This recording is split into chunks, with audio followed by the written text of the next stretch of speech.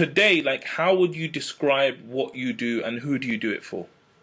What I do now as a business strategist, for me, my job now is if there's a startup or a small business, let's say they're doing 50K, 100K, 200K a year already, but they're kind of stuck at a plateau.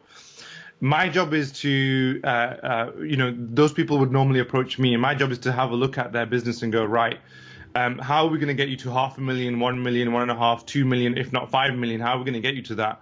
And that will normally entail, a marketing strategy, brand strategy, operational strategy, and everything. But almost inevitably, that's going to require an injection of capital as well. Because if you want to get to that point, you've got to be able to spend that money to bring the staff in, to bring, hire the marketing agencies, and bring all of that stuff in. So that requires more capital. So essentially, my job is help them get all the ducks in a row, and then bring the money in, and then get them to just get the money in and get them to 500,000, 1 million, 2 million, or whatever. So it's just, it's basically provide where, you have a CEO that's the guy that's running the business. He's like the conductor. He's the conductor of the orchestra, right?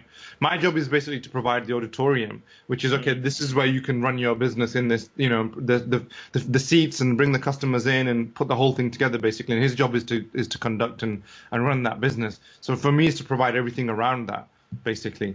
Okay, fantastic. So this is good, because we're gonna talk a little bit about growth and things that people can do. Just before we go into that, just tell me about in terms of like a big moment for you where you felt that it kind of defined your life, or a big life-changing situation.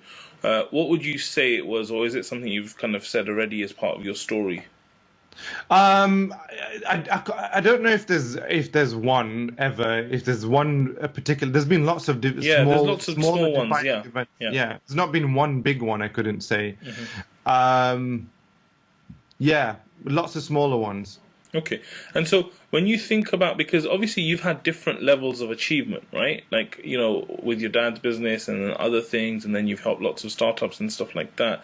What's an achievement that kind of, really stands out for you personally? I mean, obviously you've written the book as well, so that's, I guess, a huge achievement. Yeah, I mean, the book has been a bigger achievement for other people, so more than it has been for me. For me, it was like I had everything inside of me, and I just wanted to vomit it out. I just I can't keep it. I'm tired of having the same argument and conversation with everybody over and over. I just want to put it out onto paper.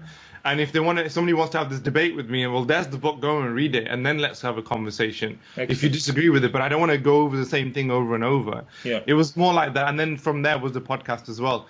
But my biggest achievement would probably be, and I've had a number of these over the last couple of years, is where somebody will message me and say, you don't know me very well, but I know you very well, and I consider you one of my best friends. Wow. And I'm like, okay. And they'll say, I've read your book, and I've listened to all your podcasts, and I read all your Facebook status updates. And whenever I've been in a moment where I've been in a real dip, or I've really felt like I'm lost, or I don't know where to go with this.